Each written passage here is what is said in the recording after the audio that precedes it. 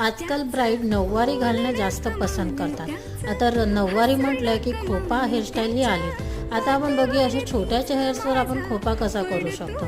आता मी हे एक्सटेन्शन घेतले जे 3 पार्टमध्ये डिवाइड आहे। त्याच पद्धतीने हेअर्सना सुद्धा 3 पार्टमध्ये डिवाइड करून घ्यायचं आहे आणि शेवटपर्यंत वेणी घालून घ्यायची आणि मग त्याला रबर बँडने सिक्युअर करायची आहे। मग त्याला वरच्या साईडने फोल्ड करून घ्यायचे आहे आणि यूपिनच्या साहाय्याने सिक्युअर करायचे।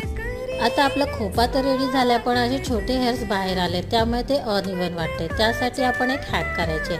मार्केटमध्ये अशा पद्धतीची एक नेट मिळते, ती घेऊन पूर्ण खोप्याभोवती लावून घ्यायची आणि बॉब पिनने सिक्युअर करून घ्यायची आहे। आता हा खोपा डेकोरेट करण्यासाठी मी आर्टिफिशियल फ्लावर वापरले। तुम्हाला हवं तर तुम्ही रिअल फ्लावर सुद्धा घेऊ शकता।